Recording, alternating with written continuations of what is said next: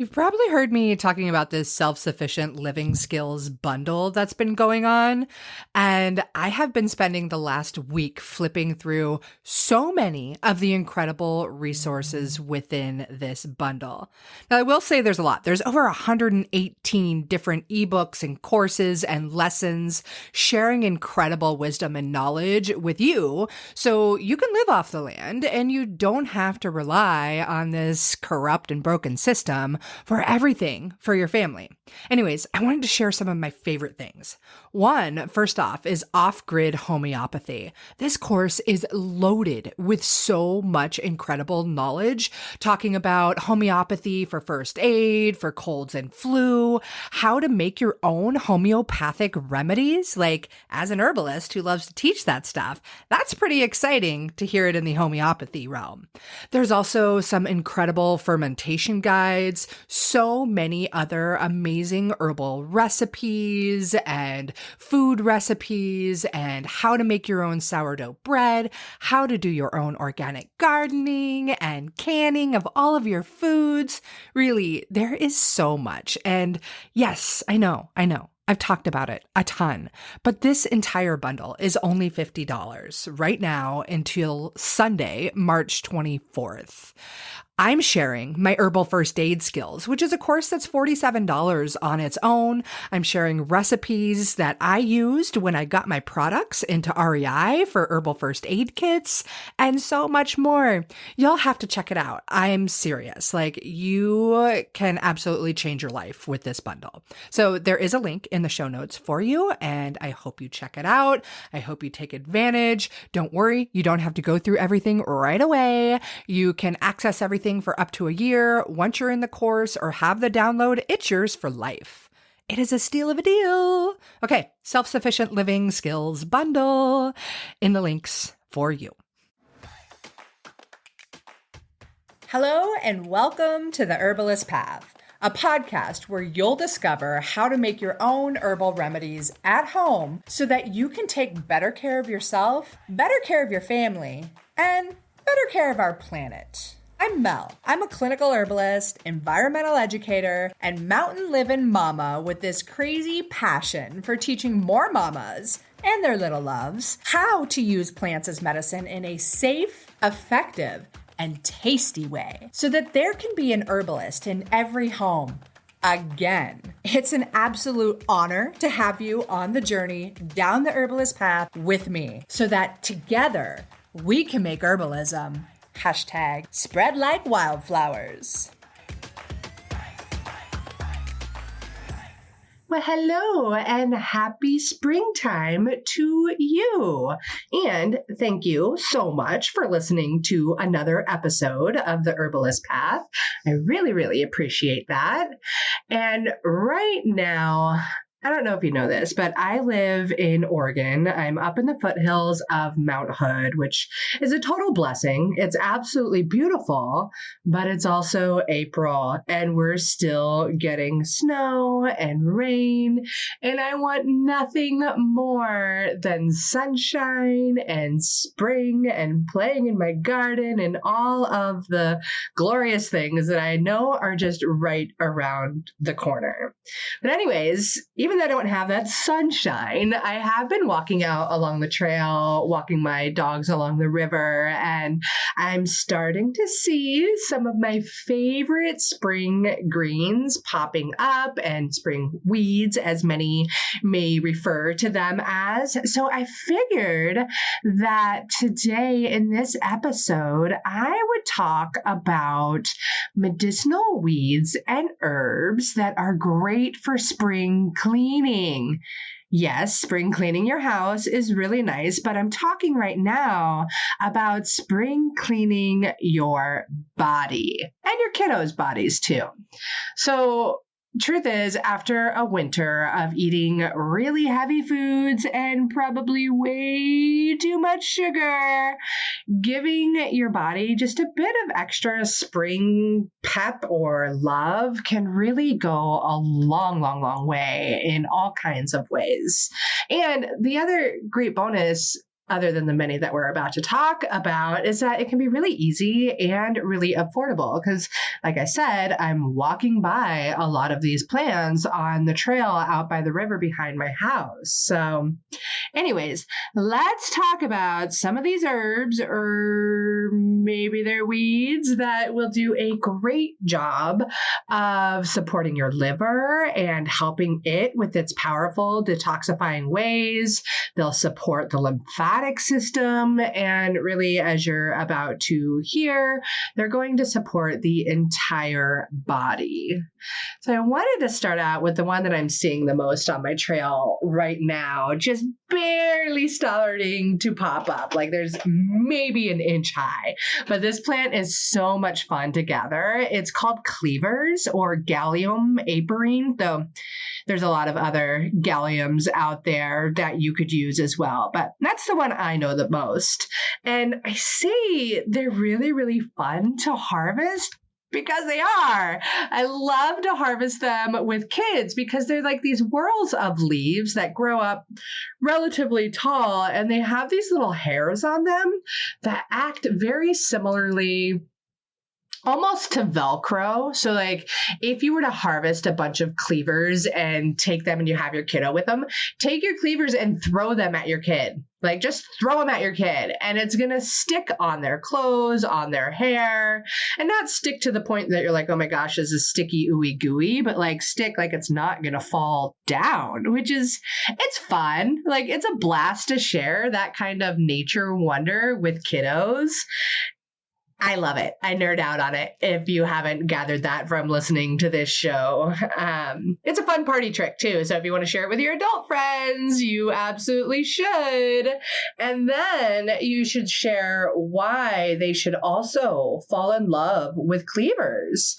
And it's because they are amazing when it comes to like cleaning out the stagnant junk and gunk that gets built up in our lymphatic system, particularly like think about all the colds and the flus and the illnesses that were happening over the winter, and your lymphatic system can oftentimes hang on to all those nasty little things just hanging out in your body. But cleavers do a great job of helping to clear all of that out, and even the heavy foods and all the just yuck that we can collect inside of our bodies. And not only are cleavers a great lymphatic herb, they're also a really wonderful diuretic. They are known to help kind of purify the blood or be what's called an alterative herb. So back to the diuretic properties, that just means it's going to help your body to urinate more, which is one of our detoxification pathways. And it can be really, really helpful if you or somebody you know has swollen hands and feet and face, or swollen eyes, or things along those lines that are caused by edema. Using cleavers in their life can be really, really helpful. It's also going to help to support the kidneys in eliminating waste and getting rid of things like uric acid, which is going to really help out those dealing with gout or kidney stones or arthritic pain that's resulting from the buildup of all this uric acid. And the cool thing is it grows basically like a weed. Right now, like I know a few patches along my trail, along the river. It's a very, very moist area, again, along the river, super luscious. It will also grow on the sides of roads, and it kind of, if you let it grow a lot before you harvest it, they'll become like these kind of matted stands. And I don't know, they're just a really, really cool plant. And I highly recommend you try and find some. Of course, you always want to have proper identification of your plants. But one good way to know you've got your cleavers is, one, you look for the whorl of these tiny little leaves. But number two, and actually more number one, is when they stick to the clothes and to the hair and all of that fun stuff. It's fun. It's a great way to get really, really goofy, like really, really goofy. I love cleavers. Another herb that I really love for supporting the lymphatic system and really improving overall skin health and so much more is burdock or Arctium lapa. So the common name for burdock really tells a lot. It's Burdock. So the word burr comes from the Latin word burra, or a lock of wool, because the flowers of this beautiful, wild, and abundant weed-like plant often get entangled in like sheep's wool. And the word dock really refers to the large leaves. So back to the entanglement. I've developed a pretty unique and really special relationship with burdock over the years. And we used to have like 10 acres. It was really beautiful. We were at the end of this gorgeous dead end road and surrounded by 64,000 acres of wilderness. It was pretty epic. But my dog, Pepe, is an Aussie Shepherd Border Collie mix. And he looks like a Border Collie. He's got the long tail hair. He looks like he's wearing a tuxedo every day. He's like handsome all of the time. And when he was a young pup, he would come home with his tail all matted. And I was so darn frustrated and so mad because here my beautiful puppy has got this gnarled up matted hair. And so I would have to cut it out oftentimes. And this one time as I was cutting it out, like I noticed some seeds and I'm like, oh, interesting. I didn't think much of it, but I knew where the plants were that were causing this problem, but I didn't know who they were yet. Like I had no clue. And so I was so mad. I went out and I like ripped all these plants up from the ground and I took them to the fire pit. And as I was doing it, I was like, oh my gosh, I bet this plant is good for something.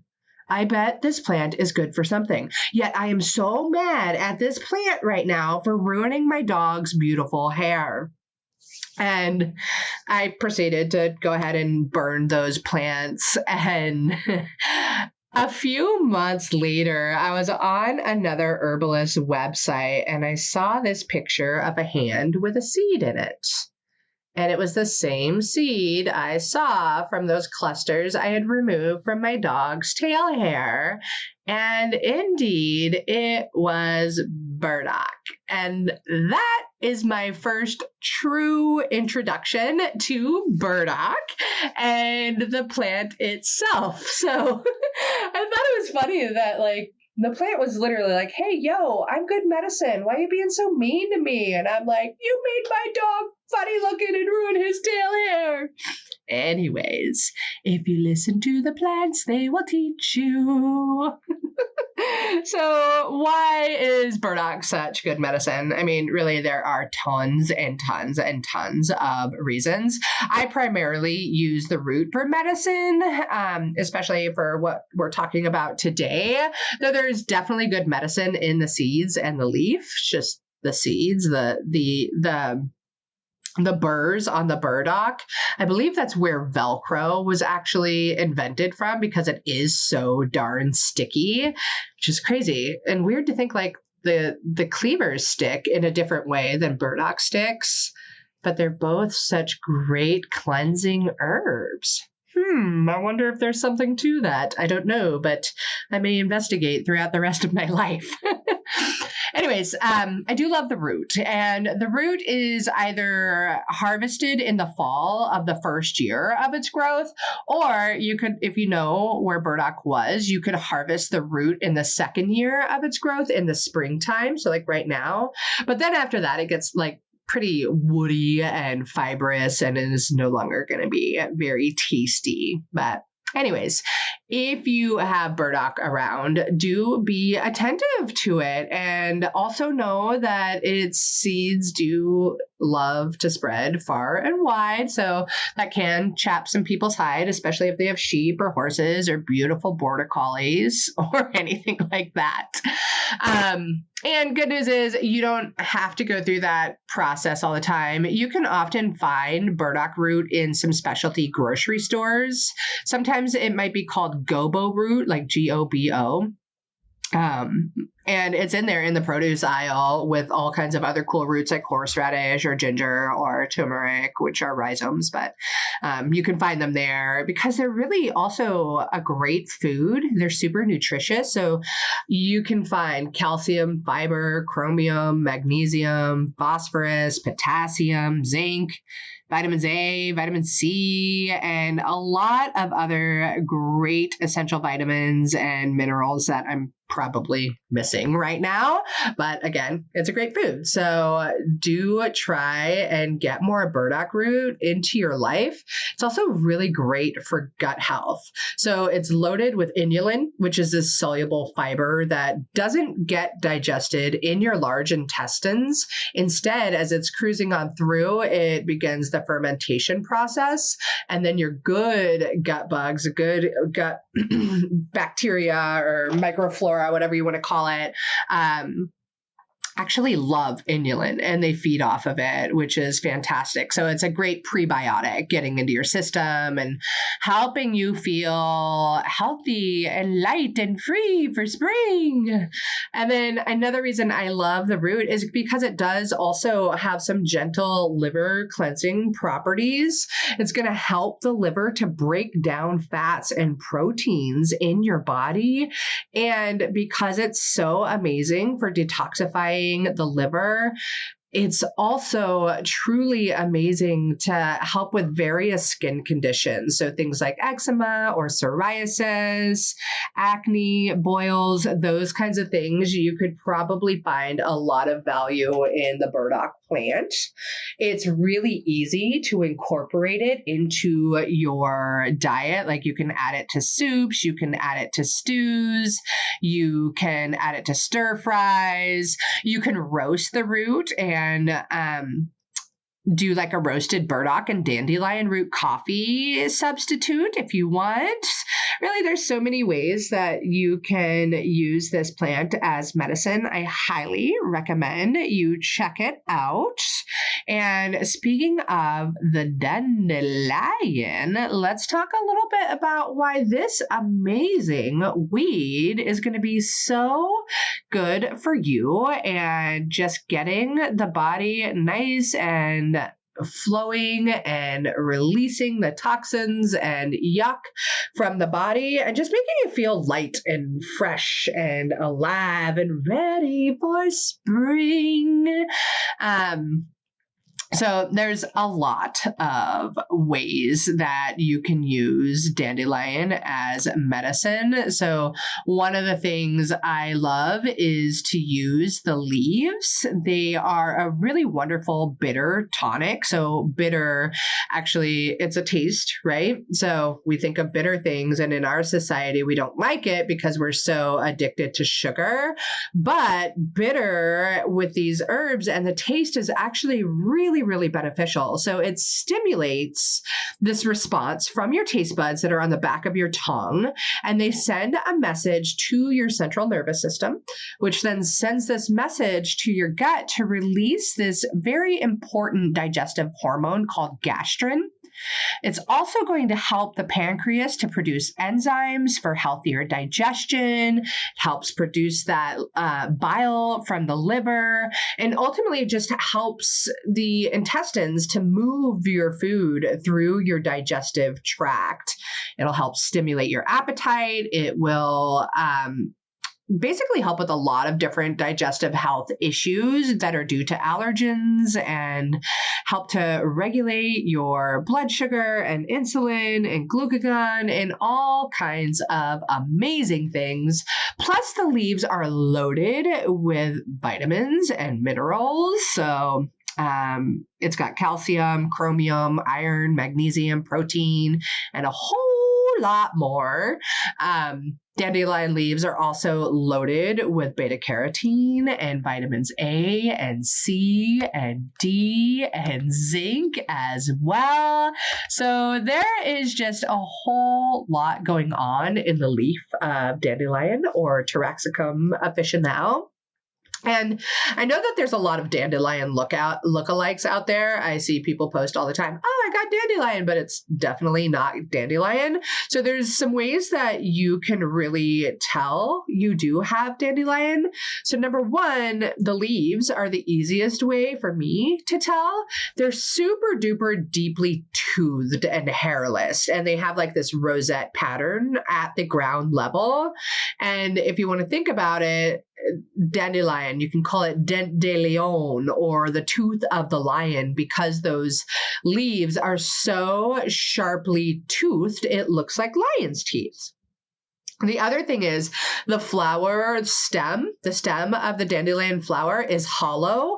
And if you squeeze it, it will ooze out this milky white sap that is latex. And you can actually find that throughout the entire plant, including the leaves and the roots. So just beware of the other bright yellow, sunshiny flowers out there that do look very, very, very similar to dandelion. They're everywhere you want to be. Yeah. So dandelion leaves are amazing. You can just like toss them in your salad, like salad greens. You can saute them in greens. You can toss them in a smoothie, like get them in your body. You will thank me for this if you didn't already do this. And you can also get tons of medicinal benefits from the roots of dandelions, which can be harvested in the spring, or again, they're going to be even better in the fall when they're going to be loaded with more of that inulin and they're a bit sweeter then. So, yeah, anyways, they're really, really powerful allies when it comes to the detoxification of the liver, and they promote that flow of bile, which ultimately is just going to help your body and your kiddo's body to break down fats and just kind of clear and purify overall stagnation in the body, which for me and for my family is really important, especially as we get through, like I said at the beginning of the episode, as we get through those cold, damp, dark, heavy food laden winter months. And these three herbs, the Cleavers, the Cleavers and the Burdock and the Dandelion can really, really work wonders. And again, they're everywhere. So, if you're going to go out and harvest them, make sure you're doing it on land that you have permission to harvest on. Make sure you're getting proper identification of the plant so you're not gathering something else, because then, we're defeating the whole purpose of the medicine we're talking about here. And, don't take everything. Let it spread and do its thing so that it can continue to be medicine for so many future generations. Okay. I hope you enjoyed and learned a little bit of something here in this episode. If you did, please reach out to me. Hit me up in the DMs, either on Instagram or on TikTok, or reply to an email. Whatever you want to do, I would love to hear from you and hear if you've used any of these, or if now you're like, heck yeah, I'm going to go try it. That would be wonderful if you let me know.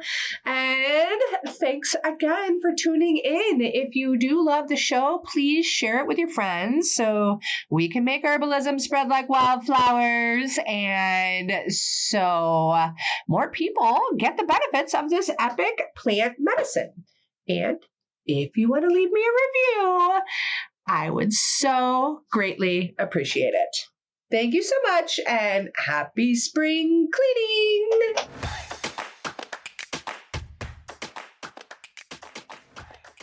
Thank you so much for tuning into another episode of The Herbalist Path. Being on this journey with you is absolutely incredible. If you dig this episode, please leave me a review on your favorite podcast player and share it with your friends.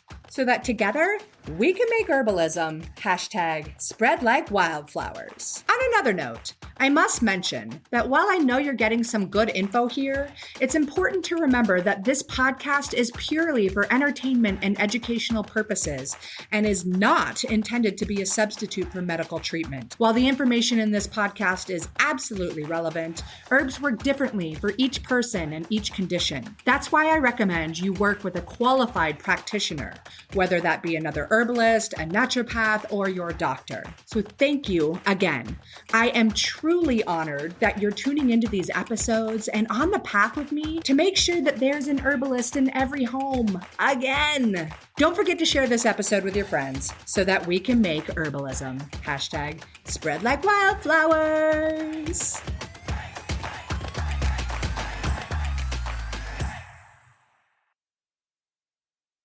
It has been so much fun and so, joyous watching all of my medicinal plant friends popping up in my garden, from the Ella Campaign to the Comfrey and the Arnica.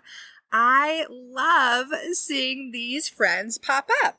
And if you are still trying to decide what to grow in your medicinal herb garden, you've got to grab my guide. It's all about the most essential herbs that every mom should know and should grow. So I teach you how to grow them and the many different ways that you can use them. If you want to grab the guide, go ahead. It's free, and I'm pretty sure you're going to get a lot of delight and use out of it. And there's a link to it in the show notes. I'm wishing you tons of happy medicine planting.